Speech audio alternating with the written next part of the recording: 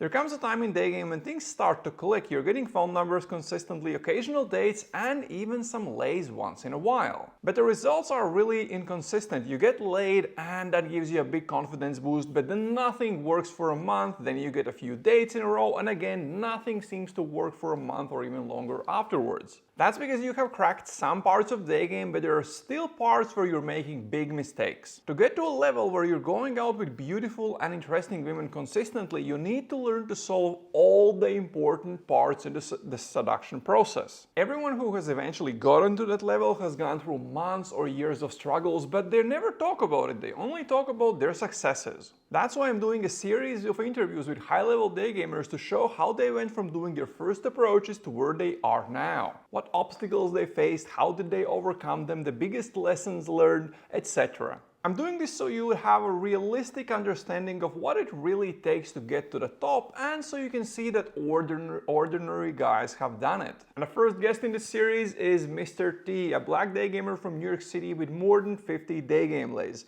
He was my first international student. We've done a bunch of Daygame trips together and then adventures wilder than you can even imagine. He went from a guy who's quite uncomfortable in social situations and parties to a real social butterfly who not only knows how to really click with women, but people in general. And if you want me to help you get through these Daygame challenges faster instead of spending years on it, check out my online coaching program. You can find all the information about it by clicking the link in the description, how the program works, approximate pricing, etc. There you'll also be able to schedule a discounted coaching call so you get a feel for my coaching style and understand whether it's something that will work for you. And now let's jump into the conversation with Mr. T, which as usual when I have guests on is audio only.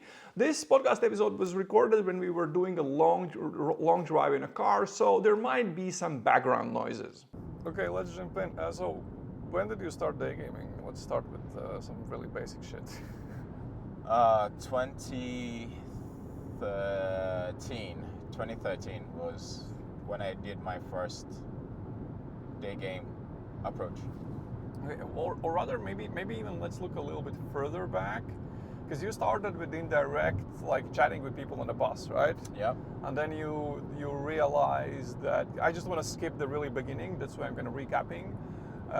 You realized that some girls were like, after having a chat with you on a bus, like when you were getting out, they would look at you as if something was missing, and then you realized, oh, I should have, they were waiting for me to take your number, right? Yeah. And that's when you decided to go direct, right?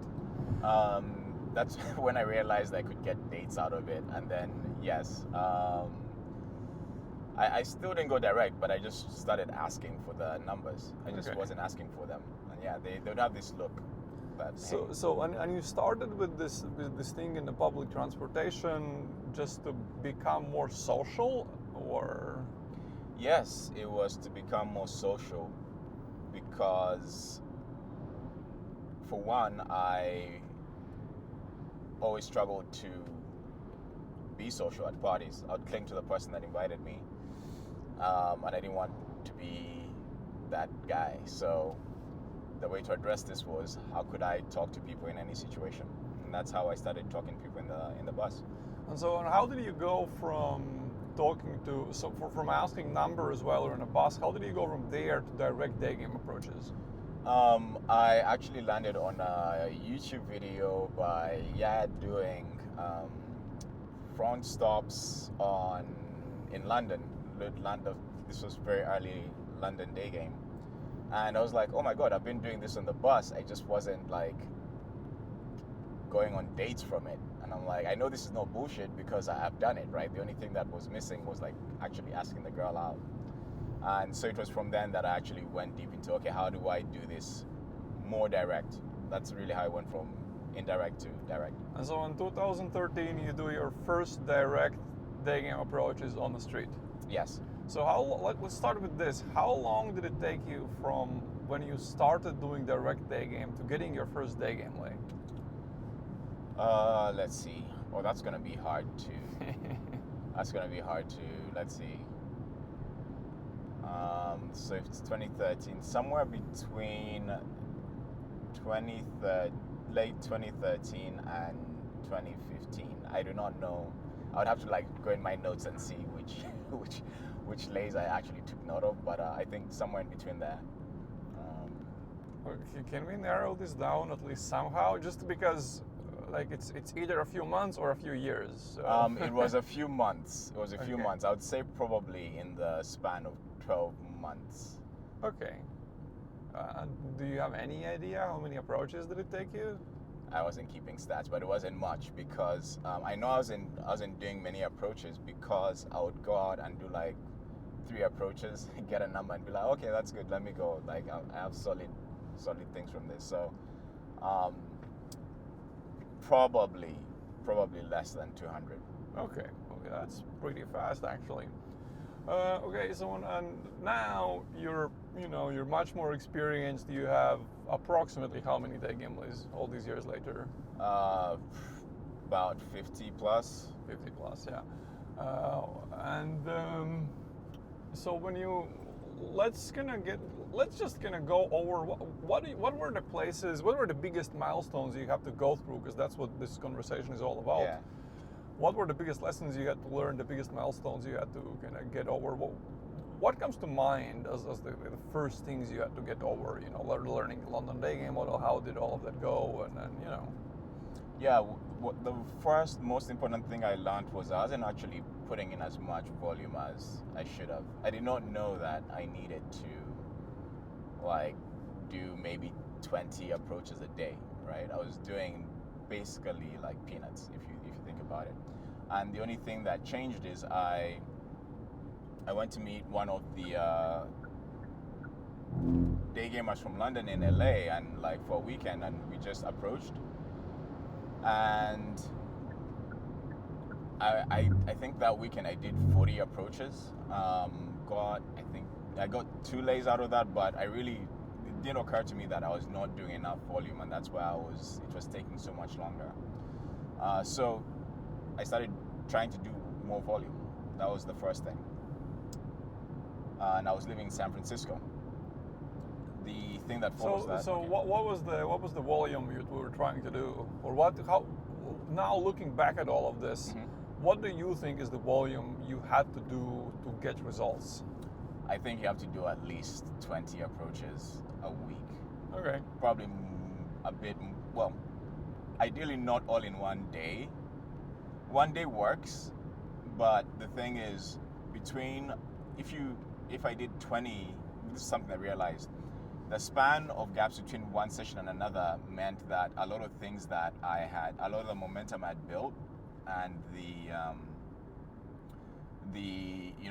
when you do this enough, sometimes it's very easy to be quick on your feet. Like if you get a situation, you just know how to solve, you know how to respond.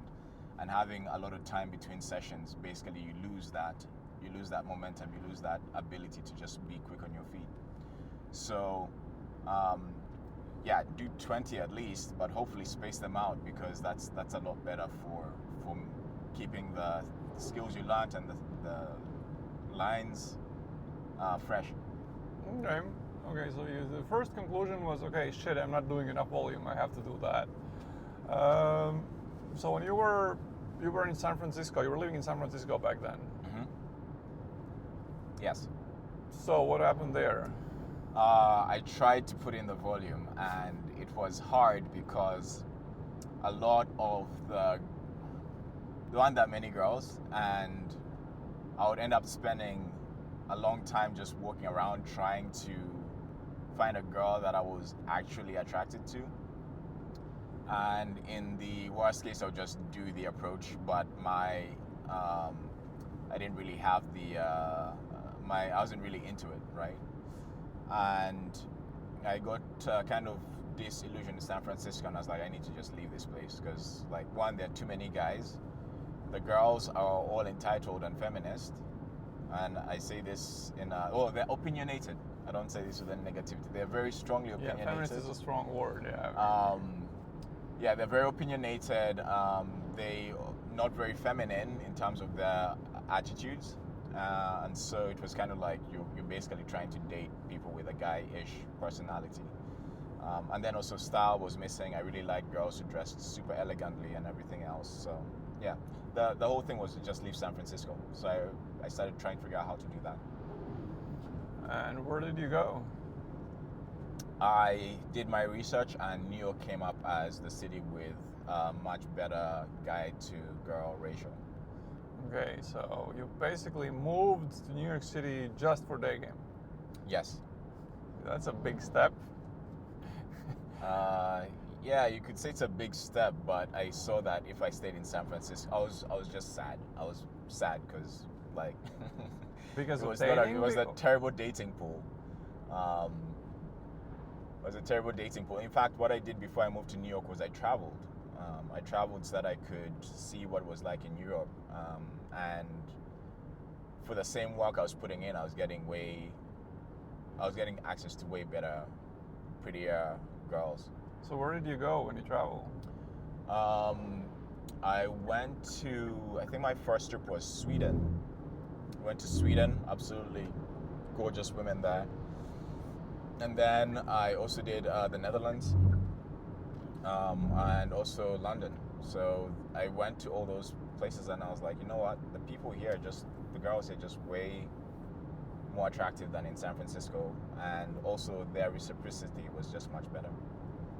Wait, and when did we meet? We met. So this is what happened. I moved to New York, and then I had my volume, right? But then I had hit a plateau. I was having issues trying to figure out where my skills were missing. And what I ended up doing is, after listening to one of Tom Torrero's podcasts, on which you were in, I decided I was gonna go and go to pretty much try to set a new base in Eastern Europe instead of New York. And during that trip, when I was trying to figure out a city to move to, I was passing through Latvia, and I gave you a heads up, and I was like, hey, let's meet up for a bit. Yeah, you were the first foreigner I coached, I think. Yeah. Because that was right when I started coaching. Okay, so you're living in New York City. Were you getting laid? How regularly were you getting laid when you moved to New York City? Actually, when I moved to New York, this was 2018. I think in my first 6 months, I think I got 5 lays on that. Yeah, but keep in mind my volume, my volume had gone up, and I actually was counting, and I'd already met you, right? So I'd met you. I saw how you and other Daygamers in Riga would be. Yeah, you'd just be like at it noon time or lunchtime, and then at it again at 4:30. Like after work. Yeah, and I was like, this is ridiculous. You guys don't have lives. And I was just like, man, I'm probably not doing enough if these guys are just out there at noon and they're out there at the end of the day. But that's when I also started counting. I had an Excel sheet, and I think I did 1,000-ish. I don't know, well, somewhere in the 500-ish range. In New York City. Yeah. In those 6 months. So to get 5 lays in New York City, you did between 500 and 1,000 approaches. About 500 to 800 approaches. Okay. Yeah. It's a beginner stats, 100 to 1, 100 something to 1 in a harder city. That's pretty okay. Keep in mind, I was in texting all my leads. Yeah. So, which brings us probably to the next next obstacle or thing you had to learn, the big lesson. We started, I think, talking about this right after Riga, when we met in Riga. Yeah. So when we were in Riga, I started keeping stats, and when I looked back, I'd done a lot of approaches, and I had a lot of, based on my assessment of the interactions, I had like a sheet where it showed me green, or red, right? And I was like, oh yeah, I had a lot of sets where the set went well, and I got the number. I did not text the girl. I did not set up the date. So I basically let a lot of my work go to waste. And that was one key thing that I noticed, and it was because I was afraid. I had the interaction. I'm like, all right, now I don't want to face the issue of like the rejection from the text or from fucking up the text, given how the high that I'd gotten from getting that far. Yeah. It was a big realization once you arrived there. I remember the moment we were like, oh shit. Like you're just protecting your ego because I'm such a cool guy. I'm getting numbers, but then you're not texting them. So how did you go about fixing your texting? At that time, you set up the first church group on Telegram. Yeah, it started in WhatsApp. Yeah, and I would ask a lot of questions in there, and I think a lot of other people would ask questions related to texting, and would at that point start experimenting with photo pings and other ways to get the texting going, and then also got tips on how to make the date requests. So having that basic guide saved me from having the cognitive load of having to figure out how to go about the texting, and also allowed me to detach my ego from the results, because I'm like, well, I'm just following instructions, so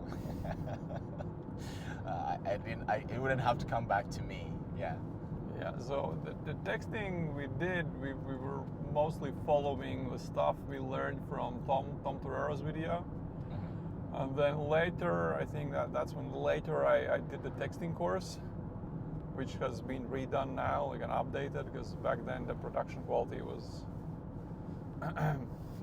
old phone, no microphone. Anyway, so how long did it take you, let's say, to fix your texting to where you were confident that, okay, now my texting is fine? Was it easy? Was it hard? What was the journey like? For what it's worth, I never ever felt like my texting was fine, but I did feel that I had enough to work through the texting, right? And I think one of the other realizations is that if the girl does not text back to the feeler, it's not the feeler that is the problem, right? Like that before I had to get to a point where I was able to understand the whys behind the responses.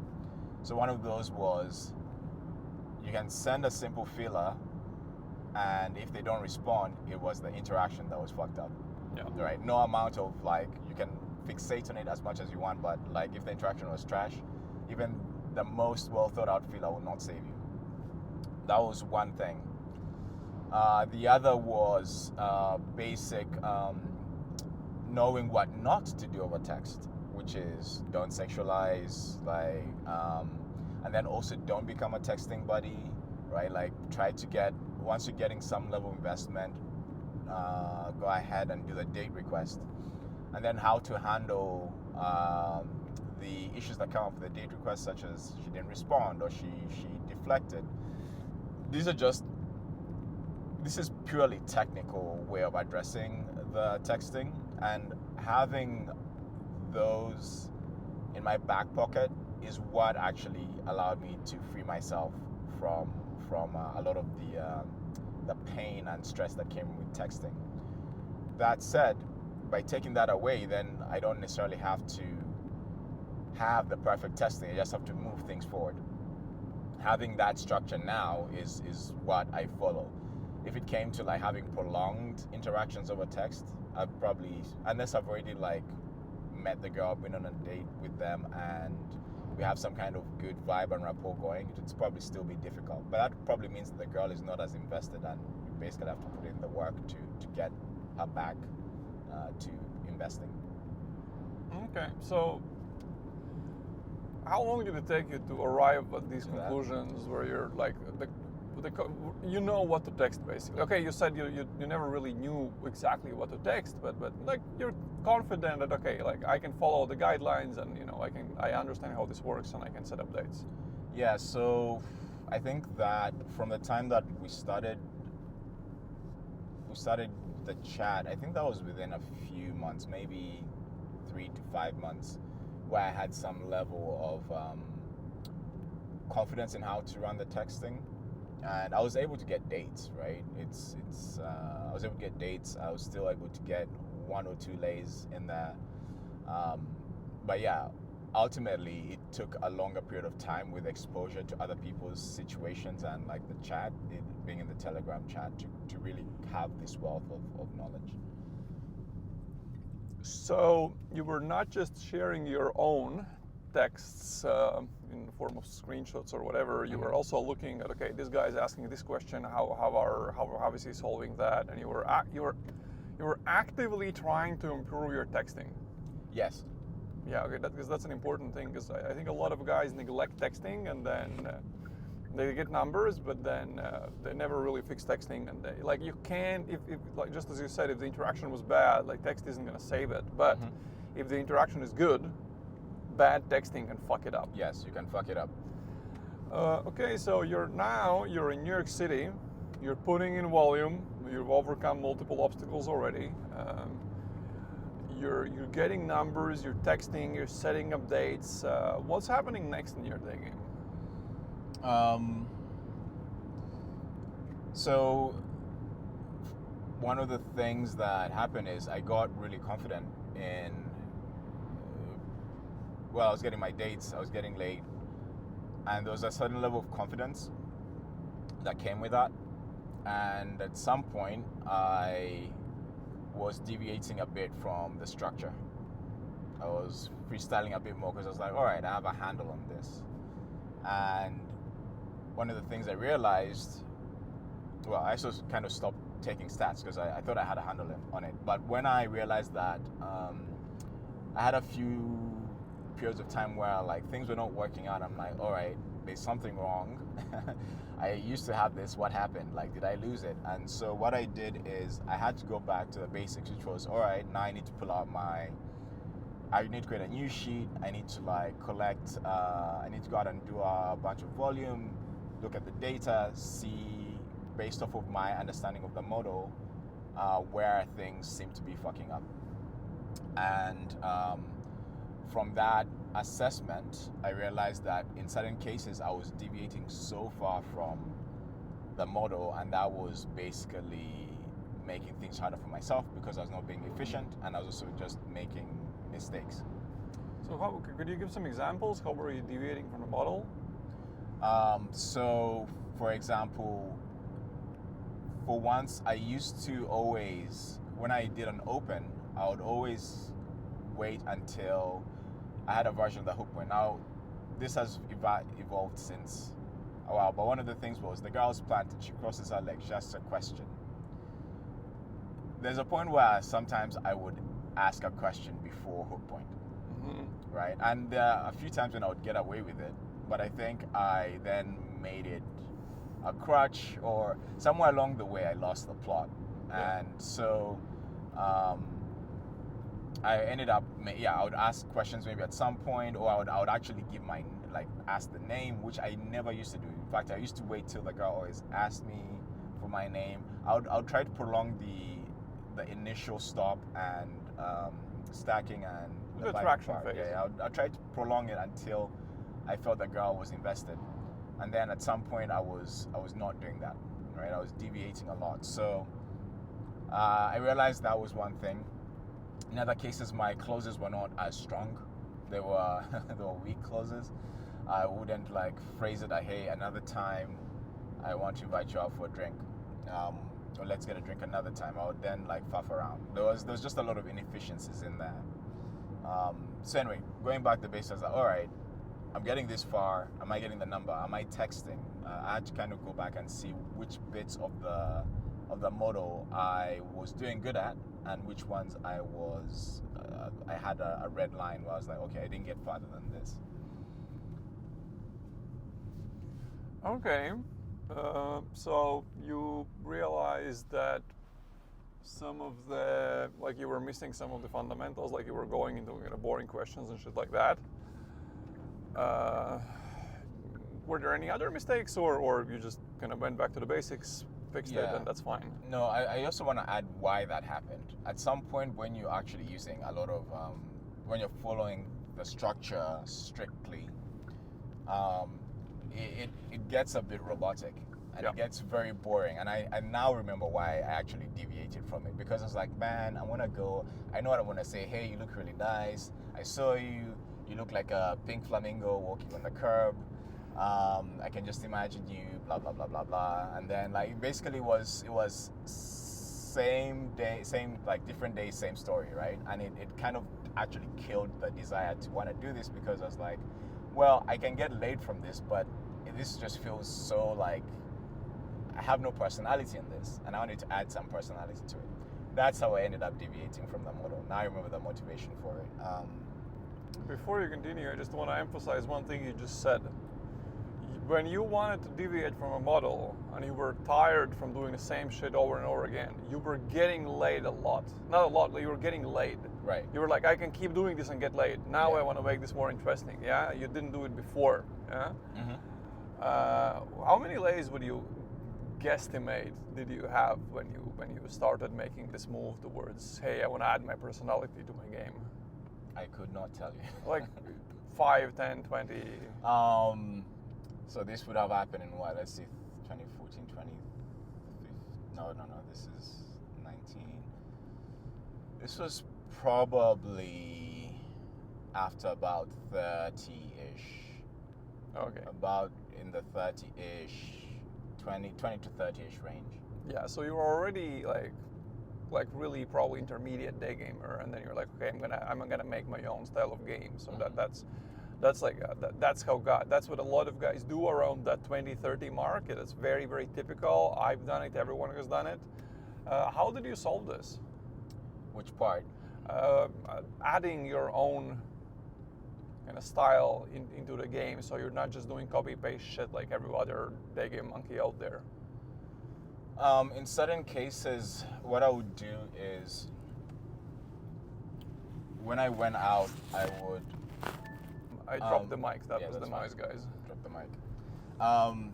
Yeah, so what I would do is I would stick to the structure, but for certain sessions, I would try new material.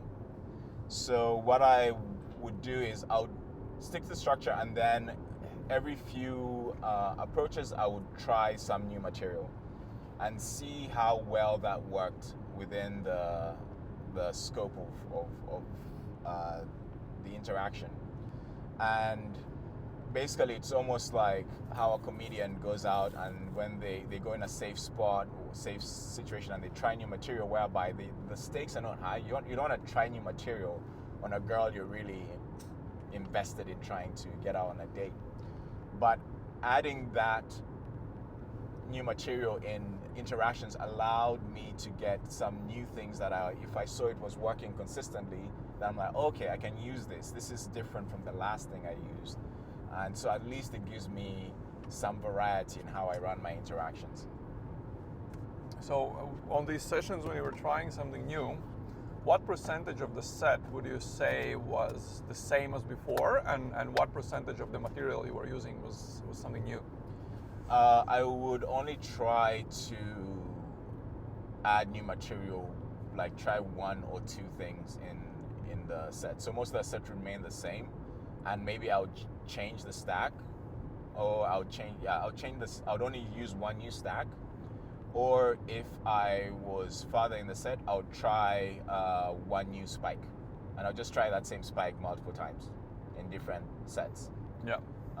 And then obviously I would have different spikes that I'd have tried out, and so as I would do more interactions, I would pick one of the handful of spikes that I had kind of shortlisted. Okay. So now we're getting to a phase where you're sort of like upper intermediate level. You're starting to develop your own style of game. Was there anything else you had to change to get here? Any other obstacles you had to go through to get to this level? Yeah, before we start looking at how you went from there to more advanced level. So the things that I had, let's look at the things that I had changed. One, location, getting better structure. In New York particularly, there was only so much in New York, one thing I had to do was also change my style.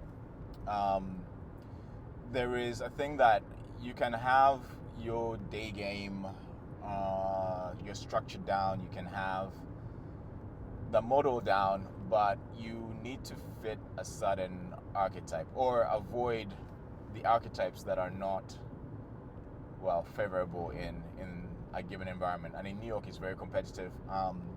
One thing, I'm black, and a lot of hustlers on the street are also black. And so one of the things that I struggled with was leveling up the quality of girls that I was getting out on dates. That was actually what a plateau that I hit. So I was like, oh, I can get these girls, but how about the ones that are in higher demand or that are hotter, right? I'll struggle with that. And one of the things is the way I was presenting myself did not fit the kind of guy they wanted to be hanging out with. So what I ended up doing was changing just how I looked. I tried to level up how I looked so that I looked like someone that had some level of success. Okay. Any other obstacles up to get to that level where, okay, I should add my own style to my game? You mean? I don't know. I'm just asking. To getting to like my own kind of freestyle. Yeah. Kind of anything else that comes, because the next conversation, the next part would be more about, okay, so how did you go from intermediate to advanced, which is sort of like a bit different conversation that we're gonna have, but maybe anything else that comes to your mind that you had to do until you got to this kind of, okay, like you were at 20, 30 lays, and any other obstacles you faced until you got there? No, I would say that at the point of changing looks and then making sure to follow structure while trying to not deviating too much from the structure, I've reached a level of stability to some degree, right, where I was at least happy with it. The only other thing that I wanted to do after that was then explore other countries and other places to see how that translated.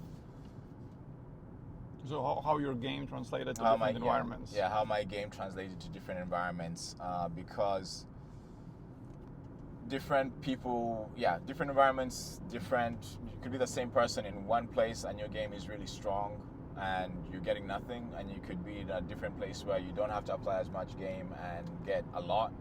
And then the thing I was trying to reconcile is, what can I do, what can I keep that is consistently gonna work in different locations? Because I wanted to make sure that I had the very core of what worked, and then I would always just adjust the little things that were dependent on location. Oh shit. Okay. So what were the things that changed in your game when you started traveling? Were there some things you took away, or what were kind of the takeaways there during the trip? What happened basically when you started going on these trips and traveling? So the thing is, I realized that it varies, right? So for example, one of the best places I ever went to I enjoyed was Belgrade.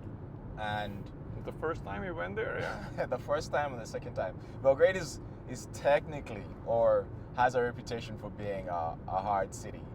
I don't know if you've changed your opinion on this for beginners. I've changed my opinion on it being even worth going there. Oh, really? I don't think it's a place worth going to. Is it because of the quality of the girls or just the difficulty? Yeah, okay. Quality. Oh, well, when I first went there, it appeared like a mecca for me. Yeah. But one of the things that stood out was, whereas in you still need, strong stops are needed, confident stops are needed were needed in Belgrade, just like confident stops are needed in New York. The only difference is, or at least I realized, was in a place like Belgrade, if you did the confident stop, you didn't need to fight as much I didn't need to fight as much to keep the girl there. The girl just stayed planted, and it was up to you to like run the interaction well. Whereas in New York, like, you could do a strong stop and you're still like working on a very limited time to get your attraction up, or that's it, the girl's gonna leave. So there was a certain weird level of politeness in Belgrade that's not in New York. But at the same time, if you come in with a weak vibe, you're not gonna get the girl to stop, right? So this was kind of like a realization that, oh, okay, this is nice. to some degree. And then in where did I go? Let's see. In places like Prague, I didn't need to have as much of a strong stop. You don't. In fact, doing strong stop is kind of uncalibrated. You basically have to be chill, walk up to people, and then run the model. And the thing is, because everyone is more relaxed, you actually probably have an easier time getting compliance, right? So these were just things that I was realizing. Ultimately, it then came down to, if you're not having to deal with stopping the people, what other things can you work with in that? It's like, how quickly can you actually go out on a date? How quickly can you invite someone back? In what places does that work versus where you have to go on like 3 dates potentially? So this is just, I guess, at this point, this is just minutia of like, it's very like specific to location. But it was nice to have this perspective. So basically you had a level of game that worked in New York City, and you wanted to go somewhere else, travel a little bit to see, to learn to adapt to new locations, or what was the thinking there? Yes, the idea was to adapt to new locations, but also one of the things that was very confidence boosting was being able to approach a girl that's really hot in Europe.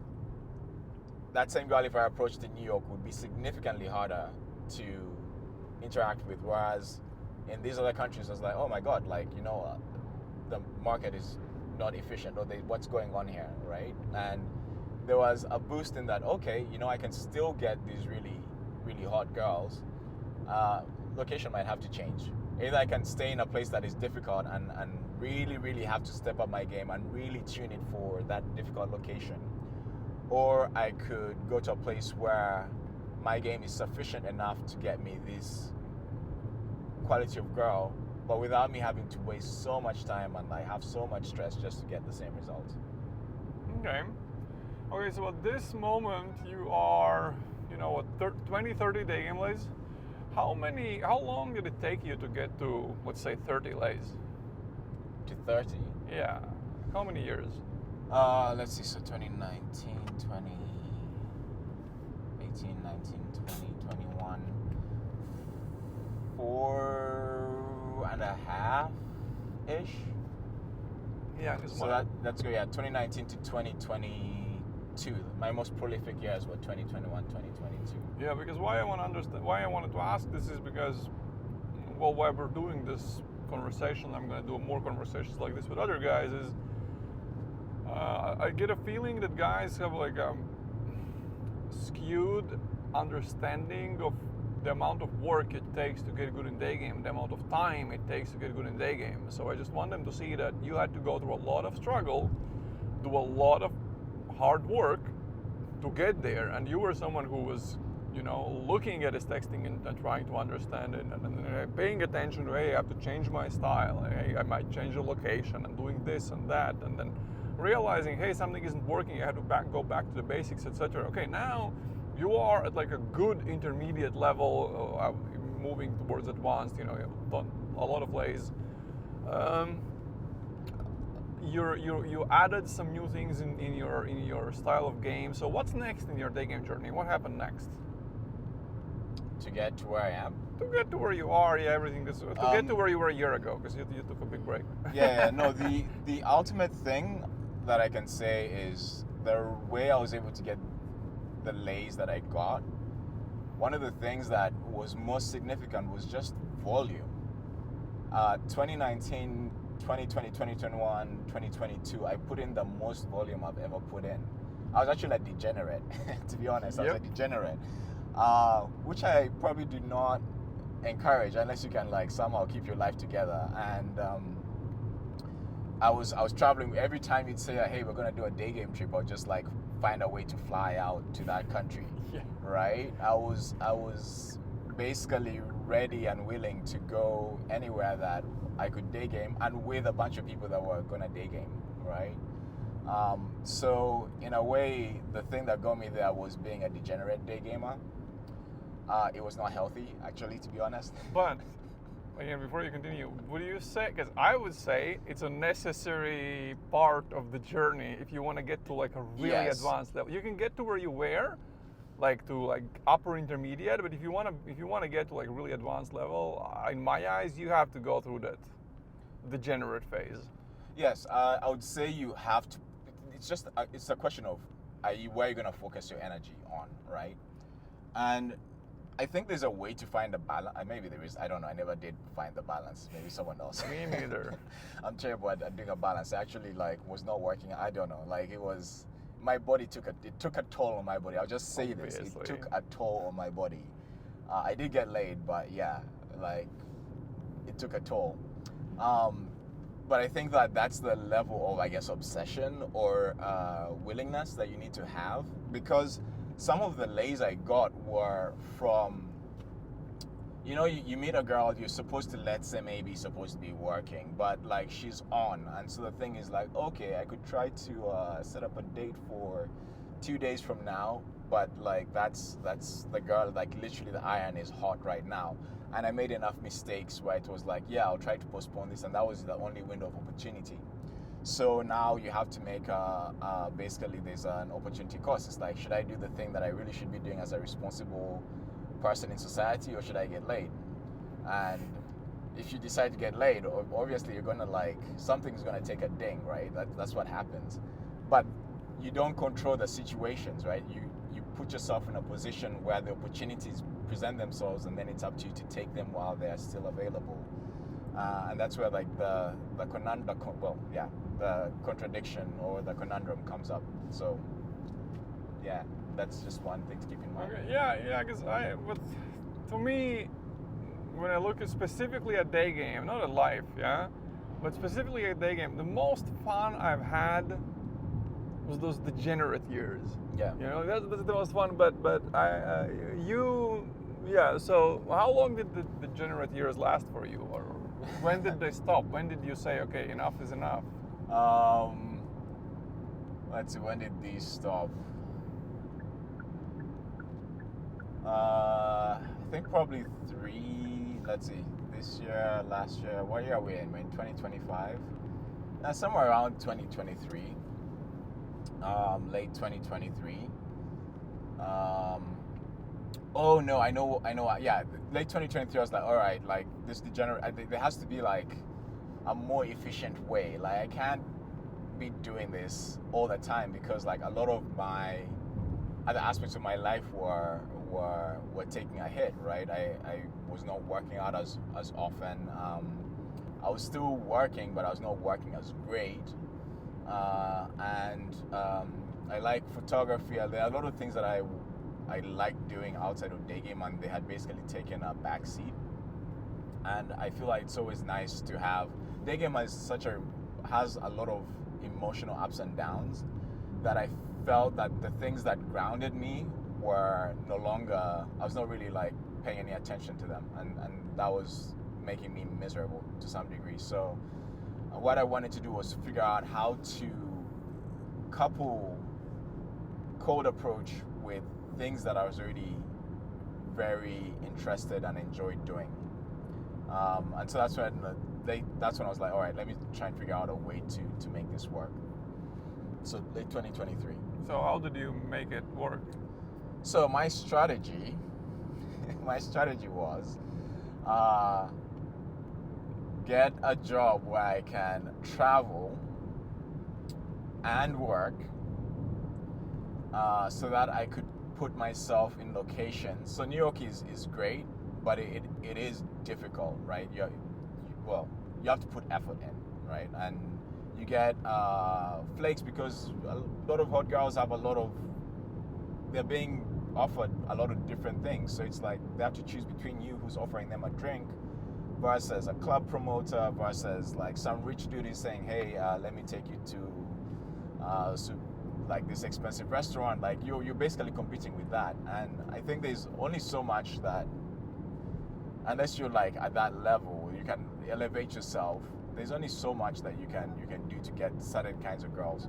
So my idea was to do location arbitrage, to go to a place where there was an influx of hot girls, where the competition, basically I was in higher up in the food chain, and I could, like, my offers would be attractive. Basically places where like girls don't have too much to do, so any invitation is usually great. While also being able to work and earn a living. So that's what I focused on for the last 12 months last year, which meant that I did almost 0 day game. I still did approaches, but I was not being a degenerate anymore. But that's what I was working towards. Okay. You also did your, I wouldn't say night game phase, but you started hanging out a lot at these private parties. I assume there was also partly like an experiment about dating. Yeah, so I was taking my photography and videography skills to private events. There are a bunch of people that I met through basically offering them. I would go be invited to events and I would shoot. And because there was a value add in my presence, I kept on being invited to these events. And that meant that I was now in an environment where I had a DHV from basically being with the organizers, but also it meant that there were a lot of girls around and I didn't have to, it was a warm environment. It was just an easier place to just talk to people and then kind of like get leads from that.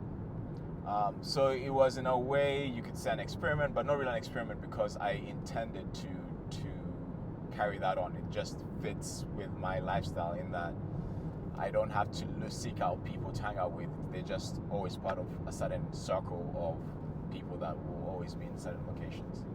Were you getting laid from these endeavors? Yes, actually, the first time I did this, I think I got 3 lays from my friends. We had organized an event, and I think the ratio was 3-to-1, girls to guys.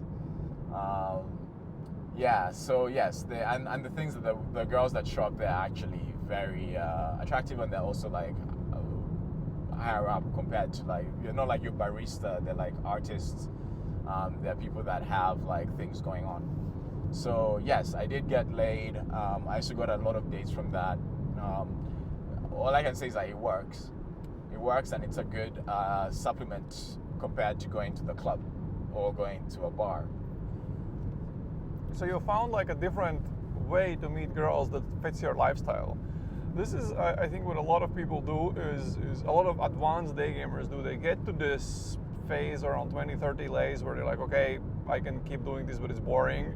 Then they develop their own style of game, but then eventually they're like, I'm gonna, fuck this shit. I'm kind of done with this. Like, let me find, how can I keep using this in an environment that's more fits my lifestyle. For example, Joe Champ, who I also want to do a podcast episode like this with, he, I think, goes to he likes art galleries and things like that. So he just goes to museums and art galleries, just opens chicks there, and he also do like music events, and again, that leads to something. And Pablito has his thing, and okay, so right now, and then you took a break from mostly from Daygame because you were hunting for a next level job, not a next level job, but for your dream job. What's the plan with Daygame right now? Because you took a big break. You were off from Daygame for like a year. Yep. And now you're getting back. We're gonna do a separate episode, maybe on the way back on this ride, about you getting back in Daygame and how did that go. What's the plan now? Like, what are you trying to get to right now in your dating life? So one, I'm going back to the basics. Well, at least we already started walking through the basics. We're gonna obviously talk about this, but the plan right now is to just get back into like basically Daygame as it was. So get my volume up, get my approaches up, sharpen the skills that I've gone blunt. And then I wanna use that as a funnel to. One of the things I want to do, I've been doing, is like a lot more photography with models. And so I want to see if I can use that as a funnel to get to work in dating, and also to feed my idea of doing sensual photography with models. Now, the idea is not to do snake seduction, but to have more women, like have access to more women who can also be friends, and use that to kind of hopefully simplify my dating life, because we know that there is a social proof and value add that comes from just having women around you that makes other women receptive. And if you have really hot women around you, that even adds more like intrigue. So I want to see if I can couple that, but that's because my whole goal is to actually build this whole photography thing ultimately. So I'm not doing this for Daygame. This is in addition. It's a way of like merging the two together. But in order to get there, I actually still need to be good at cold approach. I need to be able to make it clear to any woman that I approach that it's worthwhile to actually hang out with me, whether it's on friendly terms or for dating. And then I want to see how I can evolve that. So this is a new experiment, and I'm hoping to improve my funnel, or at least have some kind of dynamic that maybe gives me an edge. We'll see. So the idea is to approach women and then see, maybe you can date some, but then if you realize not others, then you can treat them as, then you can maybe have them as models for your photo shoots, and then do sort of like a social circle type of thing. Yes. Okay. Yeah. Very nice. I like your plan. I think it's really cool. Probably, a year from now or 2 years from now, we're going to do an episode talking about that. Okay, I think, is there anything we haven't covered? Any obstacles, any kind of parts of the journey that you wanted to talk about that we haven't looked at, that you think guys should understand that, hey, there are struggles coming, there are things you have to deal with? Anything else that comes to your mind? Yeah, so one of the things that every once in a while, this is always going to happen. There's going to be the thing, I don't feel motivated. And one of the things, I guess you did this for your accountability in Telegram. I think this kind of fits that purpose. But one of the things is doing Daygame solo can be daunting, and it's good. I encourage anybody that's starting out to, even not starting out. It's always nice to have people who are, one, good wingmen, right? Not people you just chat with when you're like on the streets, but you're actually actively approaching and you're actively sharing ideas. During my whole journey, I had people that I could lean on to bounce ideas off of, to learn from you and all the other people in the chat. And then I had also personal friends of mine who were into Daygame that were really good and that were also just as motivated as I was. And even on the days or the weeks when I was like, man, like I'm just so done with this, like I don't want to go, at least someone would be there who was like, let's just step outside.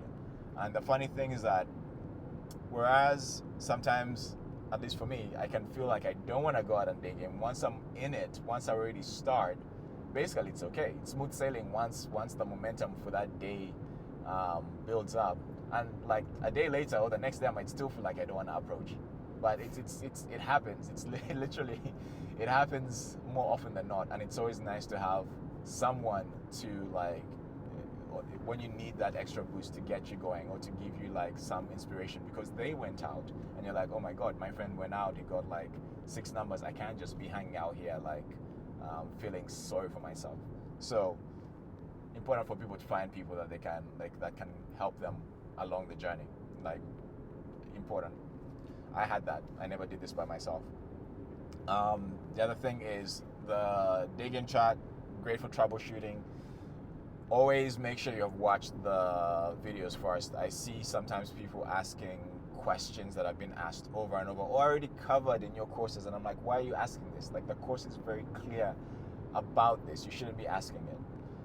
But for new questions or for clarification, once you already have watched Robert's tutorials and videos, I think that's good, like because then you can get input from a lot more people and different people have different styles. Different people have found different ways to overcome different problems. So it's always good to get that perspective and to get those extra insights that you can try out and see what works for you.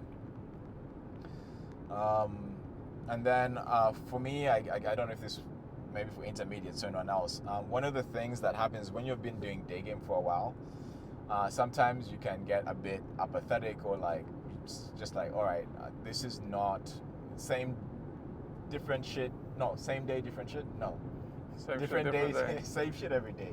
Same shit every day. And when I first started a code approach, I felt like I had a superpower because it was like, oh my God, I've never just front stopped someone and they stop and then I can have a conversation. And it's really exciting to feel like you have some kind of control on your dating life and your control on your ability to be social. But when you've done this enough times, at some point it becomes like, okay, I've done this before. There's a point whereby for a certain amount of effort, you don't really get that much difference in experience or what you experience out of it or get out of it. And one of the things that occasionally helped me rekindle this was going out with a beginner and seeing them kind of go through the same process where I could be like, oh man, I remember when I was at this level. I remember when like they wouldn't stop. I remember when I would just feel self-conscious because I got a blowout and imagine that everybody's looking at me when they obviously don't give a shit, but it's nice to see this and be like, man, I've come so far and this person is just starting out. And I mean, I help give tips to beginners that I'm with, but it's always nice to look back and really appreciate that I've come really far from where I started. Yeah. Okay, dude. We've looked at your whole journey from your first approaches to where you are right now. The last thing I want to mention before we wrap up, I told you that I'm doing this podcast episode because there are a few guys that I'm coaching in the program, in the chat, where I can kind of see that like they're in a phase where some things are starting to work, but then some things aren't, and then these things that aren't working, they're the ones holding them back from actually getting all the way to getting like consistently, yeah. And I said that, hey, like the learning curve is really steep, and you have to get to a pretty decent level on every part of the seduction model to get results. But you had a little different opinion. Me? Yeah, you don't remember? What opinion? Remind me what opinion I had. Your opinion was like, I said you have to learn like everything to a decent level, and you just said no, you just gotta learn like a few main things to a decent level, and that's it. Oh no, my thing is that so I think the discussion we had was like you need to learn to get everything right. And my opinion is that it's good to have everything right, but certain things carry more weight than others, right? There in the model, there are a lot of things that there's certain.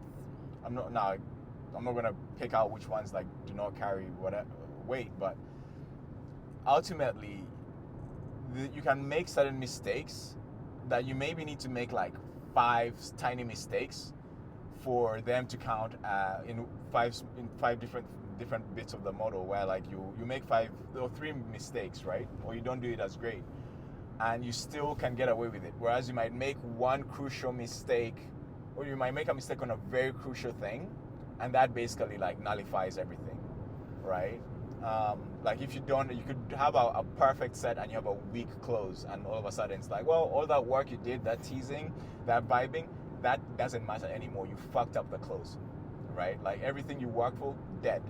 Whereas you could stumble a little bit in between, but if you start strong, close strong, you probably still have a higher chance than someone who did everything great and then fucked up the end. So what would you, in your eyes, what would you say are these things you cannot fuck up? You can't fuck up the open. You can't fuck up the attraction part. You can kind of flail a little bit in between, not too much. You can make a few mistakes after the attraction, because once you've built a certain level of attraction, like, and the girl is interested, you can make a few small I'm not saying you should. You could make a few small mistakes, but if you catch yourself, you can fix, like you make a tiny mistake, you correct it, and then like that all is forgiven. And then you ultimately have to make sure you have a strong close. And then when it comes to the texting, you can't flail. You need to be, you can flail in that you can't be a texting buddy. You shouldn't sexualize, and you should have a good way of suggesting the date. And then also letting the texting, with texting, you have to let it breathe if necessary, and then like follow up again. And for texting, it's very basic. Feeler, little bit of follow up, date request.